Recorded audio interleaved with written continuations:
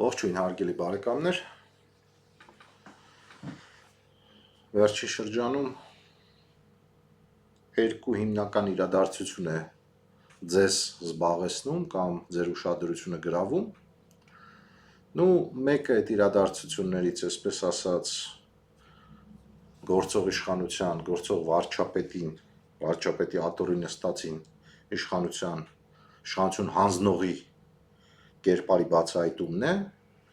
մյուսն էլ Գյումրու ընտրությունները։ Այսօր այդ երկու թեմայի մասին կարճ ուզում եմ ձեզ հետ կիսվել, ձեզ ներկայացնել պարզ բաներ, որոնք պահանջում են երևի թե ընդամենը մի քիչ ուշադրություն եւ ամեն ինչ կընկնի իր տեղը։ Հայաստանի Հանրապետությունը պարլամենտական երկիր է, պարլամենտում նստած են մի խումբ անձինք, որոնց մի մասը իրենց ներկայացնում են որպես ընդդիմություն Հայաստանի ազգային շահի համար պայքարող Արցախի, որը պնդում էին, որ երբեք չի լինելու Ադրբեջանի կազմում, որը արդեն տարուց ավելի Ադրբեջանի կազմում է, այդ Արցախի համար պայքարողներ իրենց ներկայացնում են իբրև թե մեր մասին, ձեր մասին մտածողներ, մեր պետության մասին մտածողներ։ Ու ինչ։ Հայ հարայ հասեք, Նիկոլը համաձայնության է եկել, հանձնում է ճանապարհ, հանձնում է միջանցք, բերում է ադրբեջանցիներին Հայաստան բնակվելու, իսկ հարց մենք չգիտեինք, որ ինչին է գնում, կամ պարլամենտում նստած ձրի աշխատավարձ ստացող, ինչպես Արթուրն է ասում, ռոճիկով հայրենասեր աշխատողները չգիտեին, եւ հələ մի հատ էլ տեսանյութերով դիմում են մեզ, ժողովրդին, բա թե կամ դուք դուրս կգաք, Նիկոլին կքշենք, կամ սա ամեն ինչ կհանձնի։ Ու իմ մոտ շատ պարզ հասարակ հարց է առաջանում։ Պարոնայք երեսփոխաններ, դուք իբրև թե ընդդիմադիր ունեք բավականին գործուն լծակ։ Դուք կարող եք ձեր մանդատները որպես առաջնային քայլ դնեք, դուրս գաք պարլամենտից, որպեսզի մեր չար բազմախաբված, նաև ձեր տերերի կողմից խաբված ժողովուրդը 0.007% վստահություն վերականգնի, որ դուք լուրջ եք տրամադրված, ոչ թե ժողովրդին հանելու եք փողոց, հետո տանեք կողեք բանտերը։ Բայց ձեր մանդատները ինչի վարձ չեք դնում։ Ես ուզում եմ սոցիալական ցանցն էի թերթում, կարճ Վարազդատ Հարությունյանը, բոլորիդ հայտնի իրավապաշտպան, փաստաբան, շատ մարդկանց պաշտպանում է ռեժիմի, ունի իր հայացքները, որի հետ ես կարող եմ համաձայնվել, չհամաձայնվել, բայց ես չեմ կարող այդ մարդու գրածը չընդունել որպես բացարձակ ճշմարտություն։ Այդ մարդը գրել է հետևյալը. գրել է հերու չէ այն օրը, որ ԿՊԱ-ականները կասեն, դուք երբ անվստահության գործընթաց սկսեցիք, որ մենք էլ չմիացանք։ Ու այո, այդ օրը հեռու չէ, ես համաձայն եմ Վարազդատի հետ։ Դուք երբ սկսեցիք անվստահության գործընթաց, որ ժողովուրդը ձեր կողքը չկանգնավ։ Դուք երբ մանդատներդ վայր դրեցիք, որ ժողովուրդը չհավատաց եւ դուրս չեկավ փոց, այդ երբ։ Նստել եք ձեր համապատասխան 5-րդ կետը տակ դրել եք աթոռին, ստանում եք այդ ժողովրդի վճարած հարկերի աշխատավարձը, գնում եք նիկոլական падգամավորների եւ ինչ-որ խորհրդարանում կան բաներ, չէ՞, կոմիտե չէ, տանտերի անուն ինչ է։ Միջ պետական եսիմինչ, այնտեղ իրավական, ինչև է, խմբեր։ Գնում եք դրանց հետ, հարց ու պատասխան եք անում, լեգիտիմացնում եք, հասկանում եք, դուք լեգիտիմացնում եք, թե ՀՀԿ-ն, որի կարկառուն դեմքեր կոչեցյալները, մի հատ աղջիկ կա, մի հատ էլ տղա կա ակնոցներով sense դեմքով, կամ էլ մյուս թևի իբր թե ընդդիմադիրները, հա, Քոչարյան Ռոբերտի թևը, հələ հայտնի չէ, դա իր թևն է, թե չէ, դաշնակներին, որ բռնես միկրոֆոնը դեմ տաս բերաններին, ասես, հա, ինչ կարծիքի եք ձեր կուսակցության գոլեգաների մտքի մասին, որ հարցեր կան Սերժ Սարգսյանի իշխանության տալու, բերանները ջուր կառնեն կնստեն։ Ես գրեթե համոզված եմ։ Ընկեր Արմենը, ընկեր Արթուրը, ընկեր Արծվիկը, մի խումբ ընկերներ։ Սա կարճ ընդդիմություն կոչվածի մասին։ Ես ուզում եմ ձեզ ասել, ընդդիմություն որպես այդպեսին Հայաստանում գոյություն չունի, պարլամենտում վերընկած ընդդիմություն գոյություն չունի։ Ես ամենայն պատասխանատվությամբ դա ձեզ հայտարարում եմ, որովհետև առաջին հերթին այն ընդդիմությունը, որը գոռում է դուք դավաճան եք, դուք թուրքա-ադրբեջանական հեղափոխության արդյունք եք եւ այլն եւ այլն եւ այլն, գնում իրենց հետ հարց ու պատասխանների է մասնակցում։ Թե բա դուք չեք հասկանում, դա պետք է լեգիտիմացնում է այս իշխանությանը։ Այնիշ կարելի էր մանդատները վայր դնել, անվստահության գործընթաց սկսել, սկսելուց հետո, եթե դաժե չէր հաջողվի, նոր մանդատները վայր դնել, ինչ են անում այս մարդիկ, կոպիտ ասած, մեզ դնում են էշի տեղ։ Ոյ, կամաց գնացեք, որ գոնե հասնեք, որ ուզում եք, կեսին գոնե հասնեք։ Ես անձամբ իմ կարծիքը հետևյալն է, կարճ ու հստակ, ես չեմ վստահում ոչ մի թևին, առավել ևս ՀԿ-ի թևին, հավասարապես չեմ վստահում եւ Քոչարյանի խմբակցության թևին եւ Սերժի խմբակցության թևին, չեմ վստահում։ 21 թվից պարլամենտում նստած, սուս-փուս բերանները ջուր առած, կամ գոռացել են Արցախը երբեք չի լինելու Ադրբեջանի կազմում, Արցախը եղավ Ադրբեջանի կազմում, կոմիտեի անդամներին էլ հիշեցնեմ, Վազգեն Մանուկյան, Հայկ Մամիջանյան, Իշխան Սաղաթելյան, Անդրանիկ Թևանյան, Ավետիք Չալաբյան։ Եվ որտեղ են հիմա նրանք, վայելում են իրենց կյանքը։ Ինչ են անում, ժողովրդին մոլորեցնում են իրենց մեդիաներով։ Այդ մանդատներդ վերջում, այս ժողովուրդը ձեր վրա է դնելու։ Ամերիկայում տրադիցիա կա, չէ, դրոշն են դնում վրեքը,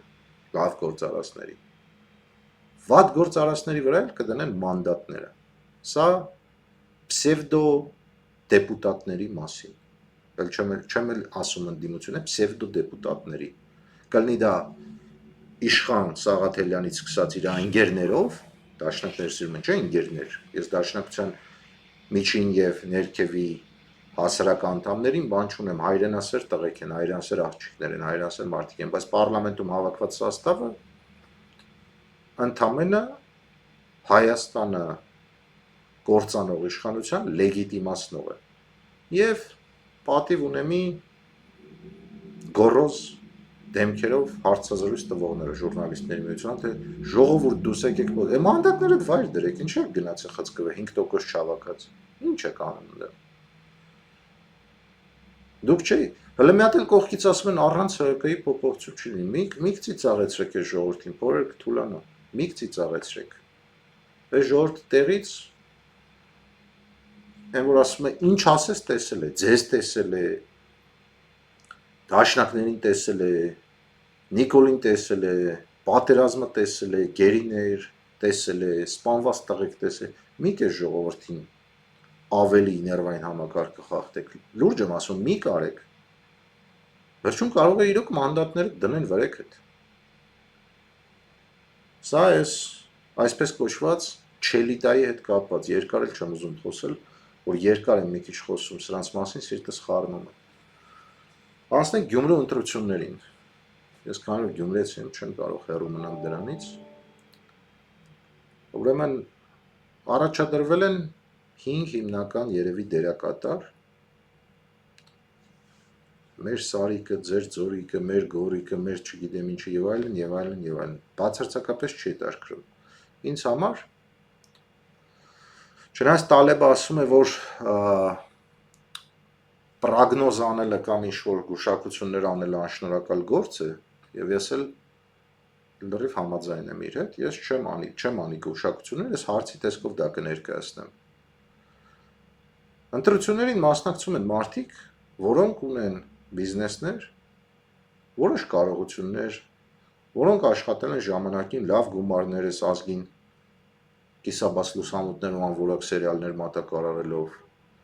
որոնք եղել են 13 տարի պատգամավոր, որոնք եղել են քաղաքապետ, մեղադրական չեմ ներկայացնում, որոնք եղել են 10-ով շիկ, կներեք այս բառի համար, բայց դա էլ կա։ Հիմա հարց, ենթադրենք Նիկոլ Փաշինյանը Գյումրիում պարտվում է, հավանաբար իրենց Ձորիկը, Թմբիկը, Բլրակը չի հավաքում 10%։ կամ հավաքում է 10%, բայց բացարձակ մեծամասնություն չեն տանում։ Դուք ինչ երաշխիք ունեք կամ մենք, որ անձնական կարողությունը ձեռքից վերցնելու ճնշման տակ, ընտրություններին մասնակցած եւ 10-20% հավաքած մյուս դերակատարները չեն հնչեցնի ծեծված նախադասությունը, որ մենք Գյումրիի բնակչության խաթր գնում ենք համագործակցության ԿՊ-ի հետ, քանի որ չգնանք համագործակցության, կառավարությունը փող չի տա, որովհետեւ Գյումրին ինքնաբավ չի իր բյուջեով, կախված է կառավարությունից, եւ եթե չգնանք ժողովրդին վատություն կանենք։ Սա կարճ ասած, ժողովրդական լեզվով ասած, կներեք, սա հերթական կռուտիտն է, որը ես արդեն նկատել եմ, որ ոմանց մեդիա արշավներում արդեն հողը նախապատրաստվում է նման նախադասությունների համար։ Հիմա ես դες հարց եմ տալիս, սիրելի իմ համաքաղաքացիներ, գյումրեցիներ։ Ընտրություն պետք է կատարել, բայց դուք ինչ երաշխիք ունեք, որ ձեր կատարած ընտրությունը այդ արտահայտությունը, այդ նախադասությունը չի արտաբերի, երբ որ դիմակավոր տղեկը ընտրություններից հետո սկսեցին, այսպես ասած, ասֆալտներով փռել եւ քրեական գործերը հանել ջրի երես, չէ՞ որ անմեղության կախավարկածը չխախտելով, ասենք, բայց Հայաստանում բարքերը եղել են այնպիսին, դե սուտ չենք խոսում, ոչ ստինն է, որ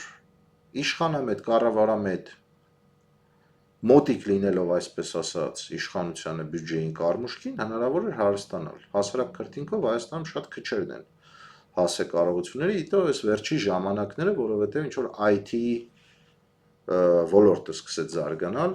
անկախ Հայաստանի իշխանություններից, աշխարհում զարգացավ, ստեղ էլ զարգացավ, ու ընդ որում, եթե դրսին են սերվիս մատուցում, իրանք են հասե, ինչև է։ Ձեր երաշխիքը ո՞րն է, որ տվյալ պարոնները, որոնք ձեզ խոստանում են լավ Գյումրի, սպորտառատ Գյումրի, չգիտեմ, արդար Գյումրի, չեն համագործակցելու ԿՊ-ի հետ։ Դա Աստված իմ հարցերը լինեն անհիմն, բայց երևի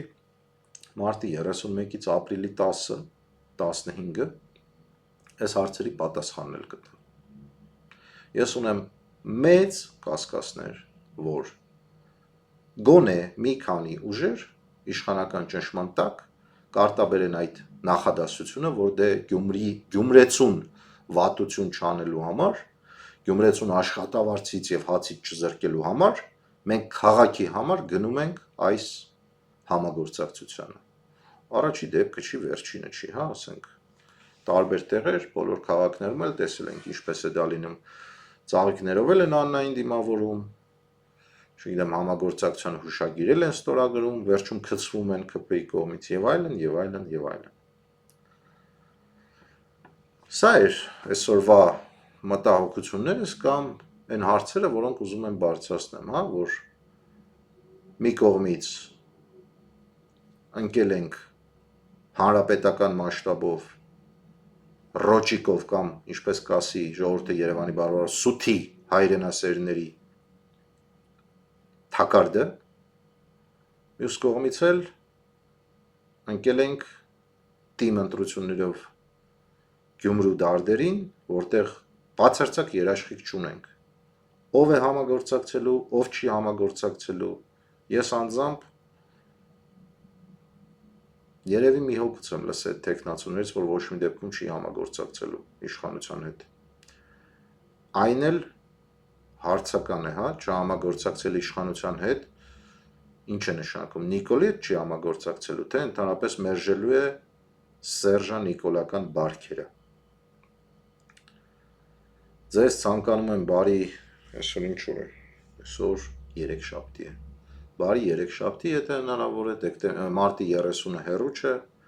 Գյումրու ընտրությունները, այն որ Գյումրիով եկավ, Գյումրիով էլ կգնա, Գյումրիով չեկավ, Գյումրիով բերեցին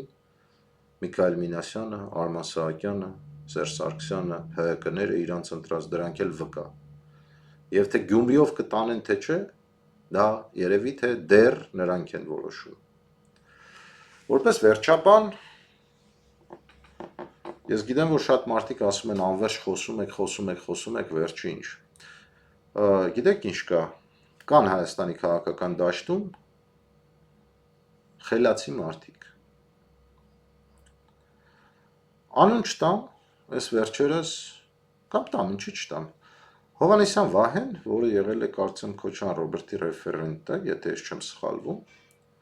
վերջերս մի հատ հաղորդում տեսա, նստած էին հարցազրույցեր 4 հոգով։ Շատ խելացի բան ասեց։ Էնպես չի հասկանում եք, որ ես նպատակ եմ դրել կամ մենք ոչ ստին նպատակ է դրել սաղին սևացնելու։ Երբ որ մարդիկ ասում են մտքեր, որոնք տեղ ունեն իրականության, ճշմարտության, արդարության հետ, ես այդ մտքերը ցիտում եմ նույնիսկ նշելով հեղինակներին։ Հովհաննիսյան Վահեն ասեց հետևյալը. ասեց Հայաստանում մենք գիտենք, որ ցանկացած process-ներում քաղաքական շատ կարևոր դեր է խաղում ռեսուրսը։ Ռեսուրսը առաջին հերթին չէ, ռեսուրսը ես արդեն իմ կողմից ասեմ, որ ես ռեսուրս համարում եմ խելքը, կրիտիկական մտածելակերպը, մտածելու ունակությունը, աշխարհայացքը, սրան անվանենք խելք կամ խոսք կամ միտք եւ ֆինանսը։ Ուզենք թե չուզենք, հասկանու եք, ոչ թե հին բարկերով մարդկանց առնելու համար, տեխնիկական ծախսերի համար։ Հասարակ մտածող, ընդունակ, ինտելեկտուալ մարդը, որը այսօր իր ընտանիքն է պահում, դու այդ մարդուն չես կարող ասես, երեխեքը թող սպասեն մի 6 ամիս, դու արի էնտուզիազմով մենք մտածենք ինչ պլան ենք գցում, ինչ ձևի ենք ժողովրդին մեր կողմը դեպի գրավում։ Այդ մարդիկ պետք է ունենան գոնե երաշխավորված ինչ-որ պերիոդի համար իրենց ընտանեկան մինիմումը ապահովելու ռեսուրս։ Հովհաննիսյան Վահեն ասում էր հետևյալը այդ հարցազրույցում, որի հետ ես համաձայն եմ լիովին, ասում էր Հայաստանում ֆինանսը եւ նոր խմբերը խելացի մարդիկ իրար չեն հանդիպում։ Այո, Հայաստանում մեծ ֆինանսը ես համարում եմ Հայաստանում իրավիճակ փոխելու համար, ես պարզ ասեմ, հարկավոր է մոտարապես 15-ից 20 միլիոն դոլար։ Խելացի մտածված եւ ոչ ստանդարտ անալիտիկ ուղեղ։ Հիմա 15-ից 20 միլիոն դոլար Հայաստանում ունեն ոչ քիչ, երևի կլինի մի 20-30 մարդ ու տիրապետում է այդ ռեսուրսին։ Այսինքն խնդիրն ինչ է, եթե ընդ որում իրենց ընդդիմադիր դիրքավորած մարդիկ այդ ռեսուրսին տիրապետում են։ Հիմա ինչու՞մն է խնդիրը, որ այս մարդիկ ունակ չեն դա անելու։ Ես բացատրում եմ սա հետևյալ կերպ։ Կամ բացակայում է անալիտիկ մտածելակերպը, ուղեղը, կամ ցանկությունը։ Ֆինանսը կա։ Ցանկությունը բացակայում է, որովհետև եթե իրենք մտնեն այդ պայքարի մեջ լուրջ, հավանաբար բազմաթիվ կոմպրոմատներ կփռվեն դաշտ եւ այդ գումարը կգնա կլցվի ջուրը։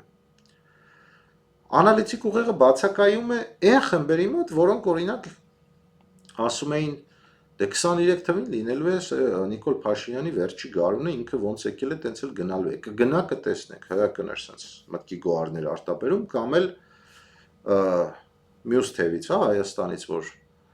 Բորիսի մոտ ինտերվյու տալիս, ասում էր, ինչու ժողովրդի դեմ ծառացած հարցերը չեք բարձրացնում, ասում էր, որտեղ դի բարձրացնում։ Պատգամավորը եկել է ինտերվյու, ասում է, ես որտեղ պետք է այդ հարցը բարձրացնեմ։